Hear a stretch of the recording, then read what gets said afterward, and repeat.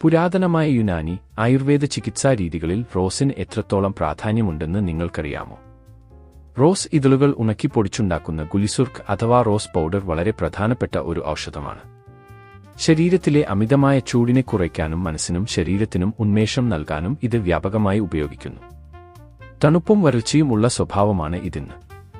പ്രധാന ഗുണങ്ങൾ: ഇത് മനസ്സിന് സന്തോഷം നൽകുന്നു, വീക്കങ്ങൾ കുറയ്ക്കുന്നു, രക്തസ്രാവം തടയാൻ സഹായിക്കുന്നു. ആമാശയത്തിന് കരുത്ത് നൽകാനും അസിഡിറ്റി കുറയ്ക്കാനും റോസ് പൗഡർ സഹായിക്കുന്നു. ഇത് മിതമായ രീതിയിൽ വയറിളക്കാനും ഉപയോഗിക്കാറുണ്ട്.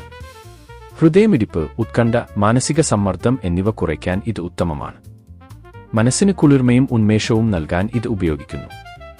കരൾ, ആമാശയം എന്നിവിടങ്ങളിലെ ചൂട് കാരണം ഉണ്ടാകുന്ന വീക്കങ്ങൾ കുറയ്ക്കാൻ ഗുലിസുർക്ക് സഹായിക്കുന്നു.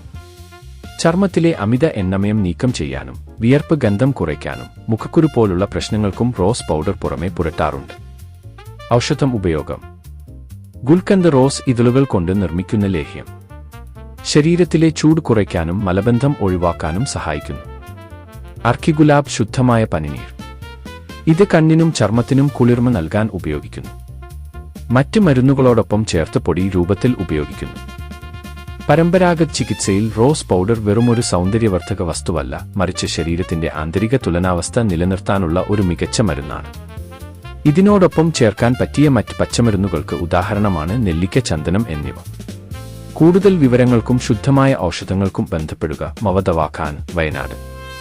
ഫോൺ 9115000222